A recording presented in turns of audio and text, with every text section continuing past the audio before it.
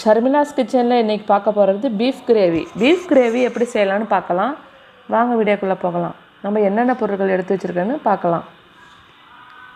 1 spoon மஞ்சள் தூள், 2 spoon இஞ்சி பூண்டு பேஸ்ட், 1 ஸ்பூன் மிளகுத்தூள், ஒரு அரை ஸ்பூன் மிளகாய்த்தூள், 2 ஸ்பூன் கரம் மசாலா, ஒரு 4 வெங்காயம் நீட்டமாக அரிஞ்சு வச்சுருக்கேன், புதினா மல்லி, 2 தக்காளி.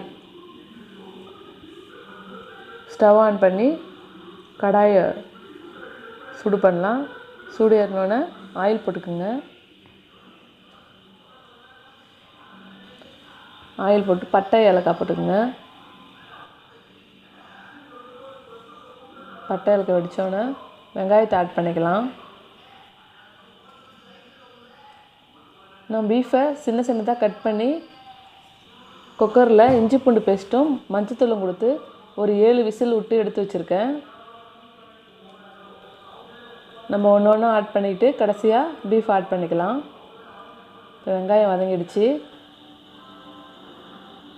வெங்காயம் வதங்கிறதுக்கு 1 ஸ்பூன் சால்ட்டு சேர்த்துக்குங்க.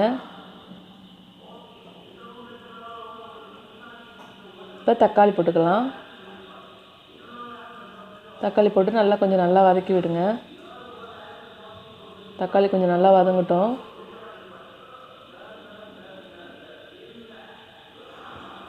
கொஞ்சம் கிரேவி கூட இருந்தால் தான் பீஃபுக்கு நல்லாயிருக்கும்.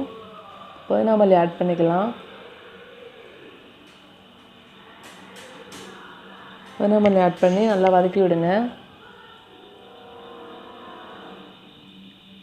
வதங்கினோடனே இஞ்சி பூண்டு பேஸ்ட்டு ஆட் பண்ணிக்கலாம். நான் பீஃப்லேயும் இஞ்சி பூண்டு பேஸ்ட்டு ஆட் பண்ணி வேக விட்டு எடுத்து வச்சுருக்கேன். இப்போ மஞ்சத்தூள் ஆட் பண்ணிக்கலாம். மிளகாய்த்தூள் ஆட் பண்ணிக்கலாம். மிளகுத்தூள்,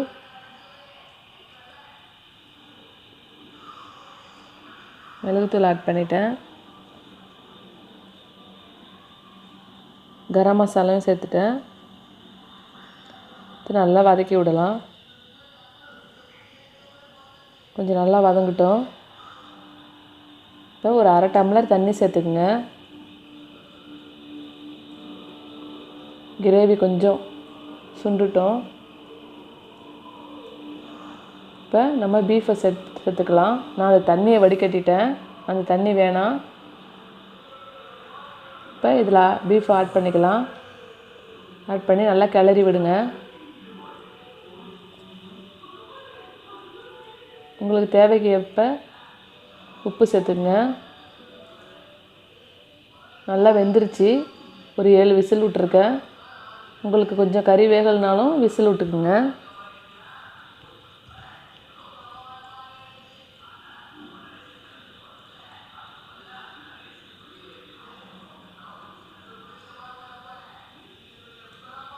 லைட்டாக தண்ணி ஊற்றிருக்கேன் நான். கொஞ்சம் கிரேவி அப்போ தான் நல்லா கதன்னு இருக்கும்.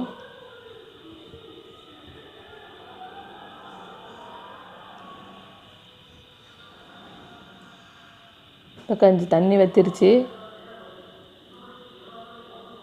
பீஃப் கிரேவி ரெடி ஆகிடுச்சு. நம்ம இப்போ ஒரு பிளேட்டில் மாற்றிக்கலாம்.